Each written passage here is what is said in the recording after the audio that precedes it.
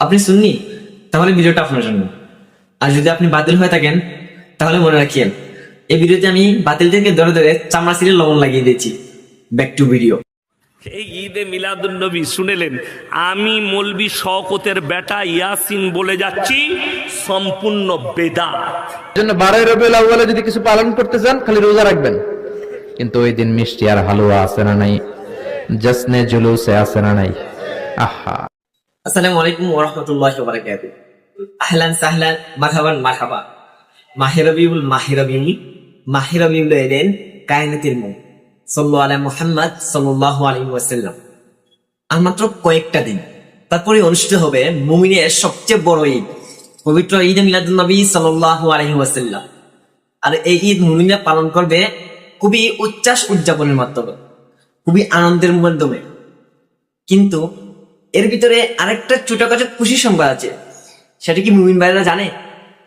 সেটি হলো, একসময় যেই ঈদ পালন করতে গেলে নাজায়েজ, বেদাত, এমনকি হারাম ফতুয়া আসতো, এবছর সেই সব ফতুয়া দানকারী বাতিলরা নিশ্চুপ হয়ে গেছে।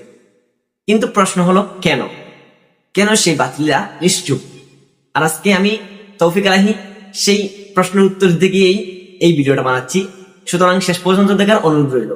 একসময় বাতিলরা তাদের বিভিন্ন খুশি উপলক্ষে শুকরানা মাহফিল করত, কিন্তু আমরা যখন নবী করিম সাল্লাল্লাহু আলাইহি ওয়াসাল্লামের জন্ম উপলক্ষে খুশি হয়ে জশ্নে জুলুস পবিত্র ঈদ মিলাদুন নবী সাল্লাল্লাহু আলাইহি ওয়াসাল্লাম পালন করতাম, তখন তারা ফতোয়া দান করত এটা নাজায়েজ, হারাম, বেদাত ইত্যাদি ইত্যাদি। কিন্তু সত্যতা লুকাইতে থাকে না।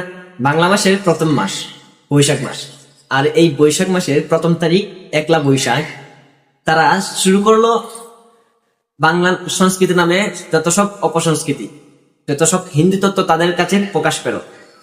তারা সেখানে মূর্তি নিয়ে রেলি বের করলো, সেখানে গান গাওয়া শুরু করলো, আল্লাহ মেঘ দে পানি দে, এরকম কিছু।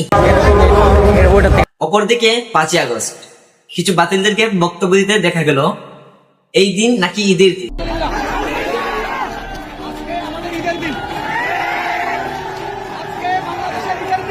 অথচ যার জন্য কুল কায়নাত সৃষ্টি, তার জন্ম উপলক্ষে আমরা পবিত্র ঈদে মিলাদুন নবী সাল্লাল্লাহু আলাইহি ওয়াসাল্লাম পালন করব, আমরা ঈদের দিন প্রকাশ করব, সেটি নাকি বেদাত, হারাম।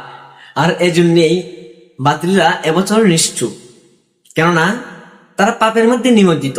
তারা কি করে পুণ্যের উপর ফতোয়া দিবে এটা বেদাত, এটা নাজায়েজ, এটা হারাম? এটা সোশ্যাল মিডিয়ার যুগ, বর্তমানে মানুষদের কাছে তার সংগ্রহ আছে। কিছু যদি বলে তাহলে এগুলো প্রকাশ পাবে, ধরে ধরে জবাই করা হবে। এই জন্যই বাতিলরা নিশ্চুপ হয়ে গেছে, তাদের কোনো ফতোয়া নাই। আর এজন্যই মুমিনের সবচেয়ে খুশির দিন এই রবিউল আউয়াল মাসের 12 তারিখ, কেননা তারা পালন করবেন পবিত্র ঈদ মিলাদুন নবী সাল্লাল্লাহু আলাইহি ওয়াসাল্লাম বিজয় উল্লাসের সাথে। তাহলে চলুন প্রস্তুতি গ্রহণ করি পবিত্র ঈদ মিলাদুন নবী সাল্লাল্লাহু আলাইহি ওয়াসাল্লামের র্যালিতে বের হওয়ার জন্য। পবিত্র জশ্নে জুলুস ঈদ মিলাদুন নবী সাল্লাল্লাহু আলাইহি ওয়াসাল্লাম পালন করার উদ্দেশ্যে আমরা প্রস্তুত হই। আর বিশেষ আবেদন, যদি ভিডিওটা ভালো লাগে লাইক, কমেন্ট, ফলো করতে ভুলবেন না।